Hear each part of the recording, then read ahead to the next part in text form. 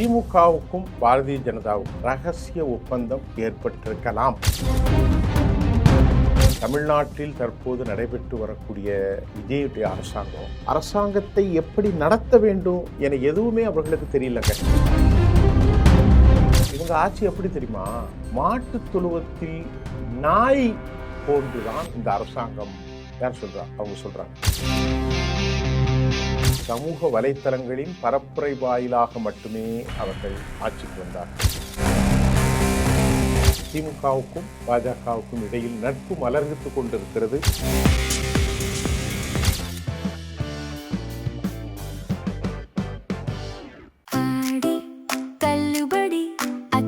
பேரும் அல்லம்படி 6 முதல் 60% வரை ஆடி தள்ளுபடியுடன் சூப்பர் சரவணா ஸ்டோர்ஸ், சென்னை, மதுரை, கோவை.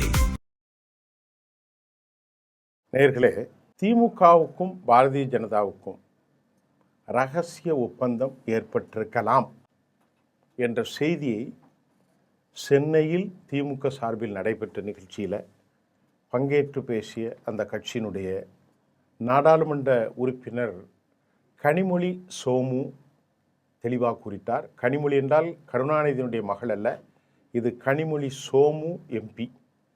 அவர் தொடர்ந்து பேசும்போது, தமிழகத்தினுடைய நம்முடைய முதலமைச்சர் சி ஜோசப் விஜய் தலைமையிலான அனைத்து கட்சி எம்பிக்கள் கூட்டிய கூட்டத்தில் திராவிட முன்னேற்ற கழகம் ஏன் பங்கேற்கவில்லை, அதற்கான காரணம் என்ன, ஏன் புறக்கணித்தார்கள் என்ற கேள்வி கனிமொழி சோமு எம்பிட்ட நமது நிருபர்கள் எழுப்புகிறார்கள். அதற்கு பதிலளித்த கனிமொழி சோமு என்ன சொல்கிறாருன்னு பார்ப்போமா? தமிழ்நாட்டில் தற்போது நடைபெற்று வரக்கூடிய விஜயுடைய அரசாங்கம், இந்த அரசினுடைய நிலைப்பாடு, தமிழக தாவேக அரசு எப்படி செயல்பட வேண்டும், அரசாங்கத்தை எப்படி நடத்த வேண்டும் என எதுவுமே அவர்களுக்கு தெரியலங்க. அவங்க மிக மிக புதியவர்கள், அவர்கள் குழந்தைகளை போன்றவர்கள். எப்படி? தாவேக்காரங்க குழந்தைகளை போன்றவர்கள். உண்மைதான். மாநிலத்தை ஏற்கனவே ஆண்டவர்களிடமிருந்து அறிவுரைகளை அல்லவா அவர்கள் பெற வேண்டும். திராவிட இயக்கங்கள் தான் நீண்ட காலமாக ஆண்டு தமிழ்நாட்டிற்கு பல நல்லதை செய்துள்ளன. அப்படியா? எனவே முந்தைய ஆட்சியாளர்களுக்கு எதுவுமே தெரியாதுங்க. அவர்கள் எதுவும் தெரியாது, எளிதில் சொல்ல முடியாது. இவங்க ஆட்சி எப்படி தெரியுமா? யார் சொல்கிறா? அவங்க சொல்கிறாங்க. மரியாதைக்குரிய நாடாளுமன்ற திமுக எம்பி கனிமொழி சோமு, மாட்டு தொழுவத்தில் நாய் போன்றுதான் இந்த அரசாங்கம் கொண்டு என்ன செய்ய வேண்டும் என்று தெரியாத நிலையில் இருக்கிறார்கள். ரொம்ப எவ்வளவான ஒரு திமிர்வாதமான ஒரு கருத்தை பாருங்கள். மாட்டு தொழுவத்தில் நாய் போன்றவர்கள். நாய் ஒன்றும் மோசமான பிராணி அல்ல. அது யாரிடத்திலும் ஊழல் செய்யாது, யாரையும் அடிக்காது, யாரையும் மனவேதனைப்படாது. நாய் அது நன்றியோடு இருக்கும். கனிமொழி சோமு இந்த அரசாங்கத்தை பார்த்து சொல்கிறார், நாயை போன்றவர்கள். மாட்டு தொழுவத்தில் மாடுதானே இருக்க வேண்டும். அப்போ ஆட்சியில் திராவிட இயக்கங்கள் திமுக இருக்கணும், அண்ணா திமுக இருக்கணும், நாய்கள்லாம் வரக்கூடாது அப்படிங்கிறதான் அவர் சொல்கிறார். நம்ம கடைசியாக பேசுவோம். முழுமையாக இந்த ஆட்சிக்கு ஒரு அதிர்ஷ்டம் தாங்க. யார் சொல்கிறா? கனிமொழி சோமு. என்ன அதிர்ஷ்டம்? சமூக வலைத்தளங்களின் பரப்புரை வாயிலாக மட்டுமே அவர்கள் ஆட்சிக்கு வந்தார்கள். ஆனால் இவர்களுக்கெல்லாம் மக்களுக்கு என்ன செய்ய வேண்டும் என்று எதுவுமே தெரியாதுங்க. ஆனால் நம்முடைய தலைவர் தளபதி ஸ்டாலின் தலைமையிலான திமுக போன்ற ஒரு பெரிய திராவிட இயக்கங்கள் தான் மக்களுக்காக பணியாற்றி மக்களோடு களத்தில் இருந்தோம். அப்படியா? ஆட்சியில் இருந்தாலும் ஆட்சியில் இல்லாவிட்டாலும் நாங்கள் தமிழ்நாட்டு மக்களுக்காகத்தான் இயங்குகிறோம். நல்ல செய்தி தான். எனவே எது வேண்டும் என எங்களுக்கு தெரியுங்க. எனவே பேரளவில் அழைக்கப்பட்ட கூட்டங்களுக்கெல்லாம் நாங்கள் செல்ல மாட்டோம் என்று சொன்னார். தமிழ்நாட்டிற்கான தொகுதி மறுவரையறை தொடர்பாக மத்திய அரசோடு முதலமைச்சர் விஜய் பேசி அதிக இடங்களை வாங்க வேண்டும் என்று குறிப்பிட்ட திமுக எம்பி, ஆனால் அவர் அதை செய்வதாக தெரியலங்க. ஆனால் எங்கள் முதலமைச்சர் பேச மாட்டார் என அவர்களில் இருக்கக்கூடிய சில அமைச்சர்கள் சொல்வதையும் நான் பார்க்கத்தாங்க செய்கிறேன்.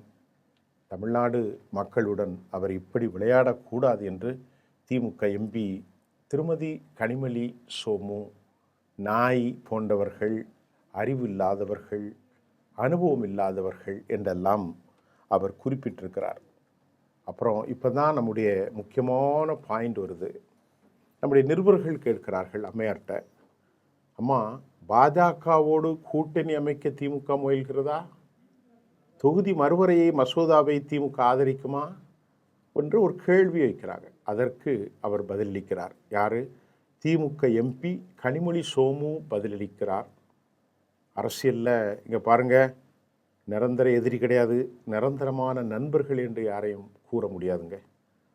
தமிழ்நாட்டிற்கு எது நல்லதோ அது எந்த தரப்பிலிருந்து வந்தாலும் திமுக அதை ஆதரிக்கும். அது பாஜகலாம் கிடையாது. தொகுதி மறுவரையில் தமிழ்நாட்டிற்கு கிடைக்கக்கூடிய மிக அதிகபட்சமான நாடாளுமன்றத்தினுடைய இடங்களை பெறுவதற்கான நிலைப்பாட்டில் திராவிட முன்னேற்றக் கழகம் உறுதியாக இருக்கும் என கனிமொழி சோமு பதிலளித்தார். இதனால் கூடுதல் தொகுதிகள் என்ற அம்சத்தை ஏற்று தொகுதி மறுவரை மசோதாவை திமுக நாடாளுமன்றத்தில் ஆதரிக்குமா என்று மறுபடி கேட்குறாங்க. சரிங்க, தமிழ்நாட்டிற்கு அதிக தொகுதி கிடைக்கும்னு சொல்கிறீங்க, அப்படின்னா ஆதரிக்குமா என்ற கேள்விக்கு அவர் பதில் அளித்தார். முன்னதாக முதலமைச்சர் விஜய் நேற்று நடைபெற்ற அனைத்து கட்சி ஆலோசனை எம்பிக்கள் கூட்டத்தில் கூடுதல் தொகுதிகள் என்ற ஆசை வார்த்தையில் தமிழ்நாடு அரசியல் கட்சிகள் மயங்கக்கூடாது என வலியுறுத்தப்பட்டதும் குறிப்பிடத்தக்கது. இப்போ நமக்கு இங்கே முக்கியமான கேள்வி என்னவென்றால், இங்கே கனிமொழி சோமு அவர்கள் இந்த ஆட்சியை மாட்டுத் தொழுவத்தில் கட்டப்பட்ட மாட்டுத் தொழுவத்தில் வந்த நாய்களுக்கு ஒப்பாக சொன்னார். இது ரொம்ப மோசமான ஒரு வார்த்தை. இரண்டாவது அவர் சொல்வது, அறிவற்றவர்கள், அனுபவமற்றவர்கள், குழந்தைகளை போன்றவர்கள் எங்களிடத்தல்லவா அனுபவத்தை கேட்கணும், அவனெல்லாம் கூப்பிட்டா நான் போவேனா என்று இருமாப்புக்குரிய பேச்சு. நல்லா கவனிங்க, மேல் சபையிலும் லோக்சபாவிலும் அவர்களுக்கு எம்பிக்கள் இல்லை. என்னால் இப்போதான் வந்திருக்கிறார்கள். இனிதான் அவர்களுக்கு லோக்சபாவில் எம்பிக்கள் வருவார்கள். இதுவரை திமுகவினர் சனாதன எதிர்ப்பு, பிராமண எதிர்ப்பு, சங்கப்பரிவார் எதிர்ப்பு, ஆர்எஸ்எஸ் எதிர்ப்பு. தமிழ்நாட்டில் மதச்சார்பற்ற கட்சி என்ன சொன்னாங்க? செக்யூலர். We are secular.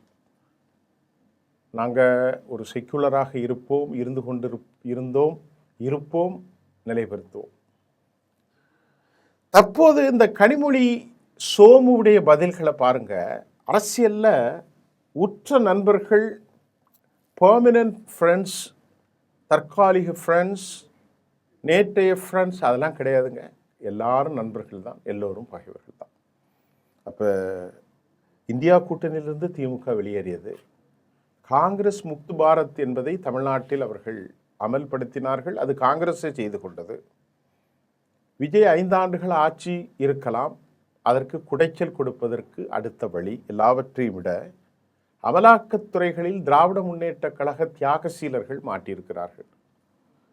உங்களுக்கு தெரியும், டாஸ்மாக் வழக்கு, செந்தில் பாலாஜி வழக்கு, அதே போன்று துரைமுருகன் வழக்கு, KN நேருடைய பல ஆயிரம் கோடி வழக்கு, அதே போன்று பெரியசாமியின் வழக்கு, ஏவா வேலு வழக்கு, பொன்முடி வழக்கு, அதே போன்று சொல்லப்போனால் தங்கம் தென்னரசு, அனிதா ராதாகிருஷ்ணன் அமலாக்கத்துறை மற்றும் KKSSR, இதெல்லாம் நிறைய வழக்குகள் இருக்கிறது. பாட்டிலுக்கு 10 ரூபாயிலிருந்து அமலாக்கத்துறை சுவரேதி குறித்து உள்ளே சென்ற பல நடவடிக்கைகள், FIR பதிவு செய்யாத நடவடிக்கைகள் KN நேரு மீது, இதெல்லாம் அவர்களுக்கு பெண்டிங் இருக்கிறது. ஆகவே பாரதிய ஜனதா வெளியே பேசலாம் சனாதனம், பிராமண எதிர்ப்பு, சங்க பரிவார் எதிர்ப்பு, ஆனால் உள்ளே பெரியார் அண்ணாவெல்லாம் மயக்க மருந்து கொடுத்து சில காலம் அவர்கள் அப்படியே கோமாவிலே கொண்டு சேர்த்து இனி சனாதனத்தின் பால் நம்பிக்கை கிடையாது என்று சொல்வதை வேறு விதத்தில் பேசுவார்கள். உங்களுக்கு கொஞ்சம் நல்ல ஒரு அரசியல் புரிதல் இருக்கும் நம்முடைய நேயர்களுக்கு. 1997 ஆண்டு டாக்டர் கலைஞர் அவர்கள் ஒரு மிகப்பெரிய அரசியல் வித்வான், நாதசுர கலைஞர், அரசியல் வித்வான், என்ன சொல்றது, இசை கலைஞர், மிகப்பெரிய பேச்சாளர், மிகப்பெரிய எழுத்தாளர், மிகப்பெரிய சொல் வன்மை மிக்கவர். உண்மையிலே அவருக்கு நிகராக எழுத்தாற்றலும் பேச்சுவார்த்தையிலும் அவரை பிஞ்சி யாருக்கும் கிடையாதுன்னு சொல்லுவாங்க. அவ்வளோ பெரிய தத்துவார்த்தமானவர். உண்மைதான். அவர் சொன்னார், பண்டார பரதேசிகள் என்று சொன்னார். அவருடைய வாயை இசைதான், அழகான தமிழ், தமிழிசை. அவர் எல்லா இசையும் அவர்கள்ட்ட இருக்கும். மேண்ட்ரிட் இருக்கும், வெஸ்டர்ன் மியூசிக் இருக்கும், நாதஸ்வர இசை இருக்கும். எல்லா இசைகளும் அவரோடு சேர்ந்தது தான். அப்படிப்பட்ட பாம்பை மகுடம் ஊட்டி ஆட்டுவதை போன்று தன் வார்த்தைகளால் அவர் மௌனிக்கு செய்வார். பண்டார பரதேசிகள்னாரு. ஒரே 8 மாதத்தில் தனது மருமகன், மனசாட்சியான திரு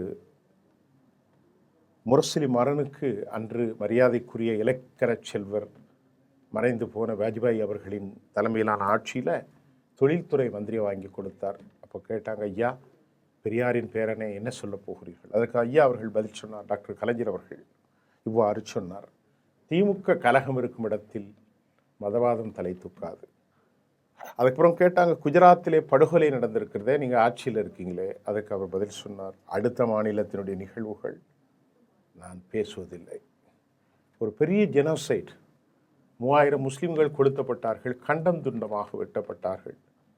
ஷக்கியா ஷெரீஃப், ஈசான் ஜாஃப்ரி, பலர் கொளுத்தப்பட்டார்கள். பில்கிஸ் பானு. அதைத்தான் திரு கருணாநிதி அவர்கள் பண்டார பரதேசிகளோடு கூட்டு வைத்து அவர்களின் இந்த கொலை முயற்சிகளுக்கும் மாயா கொண்டானி, பாபு பஜ்ரங்கி நடவடிக்கை, 5000 கொலைகாரர்கள் இந்துத்துவாவின் பேரில் அப்பாவி மக்களை படுகொலை செய்த போது திரு கருணாநிதி அவர்கள் மகுடி ஊதினார். சொன்னார், திமுக கழகம் இருக்கும் இடத்திலே எதுவும் இருக்காது, திமுக கழகம் இருக்கும் இடத்திலே மதவாதம் இருக்காது. இப்போது அதைத்தான் கனிமொழி சோமு சொல்கிறார், நிரந்தர பகை நிரந்தர நட்பு இல்லை, காலத்துக்கு ஏற்றவாறு மாற்றிக்கொள்வோம். உண்மையிலேயே இவர்களிடத்தில் கேட்டு தாவேகாவினர் கமிஷன், கரெக்ஷன், கலெக்ஷன் எதை பதிவு செய்ய போகிறார்கள்? இது என்னுடைய சொந்த கருத்து தான். திராவிட முன்னேற்ற கழகம் மிகச்சிறந்த ஆளுமைகள் தான். உண்மையிலேயே அவர்களிடத்தில் படித்து ஆட்சி செய்வதற்கு தாவேகாவுக்கு எதுவுமே தெரியாது, தேவையும் இல்லை என்று தான் நினைக்கிறேன். மாட்டுத் தொழுவத்து நாய்கள் ஏன் உங்களிடத்திலே பாடம் படிக்க வேண்டும்? மகுடி ஊதுவதற்கு பாம்பாட்டிக்கு தெரியும், அவனே ஊதிக்கொள்வான். காலப்போக்கில் கருமேகங்களோடு வண்ண பூத்து குலுங்கும் உயர்ந்த பாறைகளிலிருந்து அருவியை யார் ஊற்றுவது? யாராவது ஊட்டுகிறார்களா? காலம் கணிகின்ற போது அதிலிருந்து வற்றாத நதிகள் பெருக்கெடுத்து ஓடும். அது கடலிலே சங்கமிக்கும். மனிதர்கள் தான் இந்த தவறுகளை செய்வார்கள். இறைவன் இறைக்கை அள்ளி கொடுத்த பல வளங்களை கொள்ளடிப்பது யார்? மலைகளை குடைவது யார்? மணல்களை குடைவது யார்? மரங்களை வெட்டுவது யார்? எல்லாம் மனிதர்கள்தான். இவர்களிடத்தில் பாடம் படித்து கொள்ள வேண்டும் என்கின்றார் கனிமொழி சோமு அவர்கள். ஒரு விஷயம் உறுதியாயிட்டுங்க, திமுகவுக்கும் பாஜகவுக்கும் இடையில் நட்பு மலர்த்து கொண்டிருக்கிறது. நட்போடு இருக்கிறார்கள், அவ்வளோதான் சொல்ல முடியும். ஒருவேளை தொகுதி மறுசீரமைப்பு 39, 49க்கு வந்தால் அது பீகாருக்கும் வரும், யூபிக்கும் வரும், உத்தராஞ்சலுக்கு வரும், மகாராஷ்டிராவுக்கும் வரும், மத்திய பிரதேசுக்கு வரும், ஜார்க்கண்டுக்கு வரும். இங்கே மட்டும் வராதுங்க. ஆனால் இவங்க சொல்லுவாங்க, திமுக கழகம் தமிழ்நாட்டிற்கு பெற்று தந்தது. இப்போ நேற்று அதுக்கு தானே கூப்பிட்டுருக்காரு, நீங்கள் போய் சொல்லலாம்ல. ஒரே கருத்தில் அதிமுக திமுக பேசணும் காங்கிரஸ்ன்னு சொல்லி தான் முடிவெடுத்தாங்க. விடுதலை சிறுத்தைகளில் மரியாதைக்குரிய ரவிக்குமார் இருக்கிறார், மரியாதைக்குரிய ஒரு ஐயா திரு திருமாவளவன், இவங்கெல்லாம் ஒரு குரலில் பேசணும் தான் நேற்று கூப்பிட்டாங்க. தாவேக்காவில் எம்பிக்கள் இல்லை, ஆனால் மறுத்துட்டு தொழுநோய், அதாவது தொழுவத்தின் நாய் என்று சொல்லி இவர்களிடத்திலே பாடம் படிக்க வேண்டும் என்று சொல்வது கேட்கின்ற போது நாங்கள் ஒருபோதும் அவர்களிடத்தில் ஏற்றுக்கொள்ள மாட்டோம் என்று சொல்ல மறுக்கிறார்கள். நிரந்தர நண்பனும் இல்லை, நிரந்தர பகைவனும் இல்லை. உண்மைதானுங்க. அவர்களுக்குள் ஒரு நட்பு மலர்ந்திருக்கிறது. இதுதான் நெய் செய்தியினுடைய என்னுடைய பார்வை. மீண்டும் அடுத்த செய்தி நான் உங்களை சந்திக்கின்றேன். நன்றி.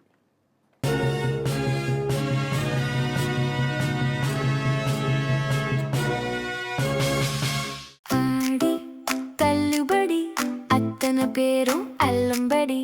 6 முதல் 60% வரை ஆடித் தள்ளுபடியுடன் சூப்பர் சரவணா ஸ்டோர்ஸ், சென்னை, மதுரை, கோவை.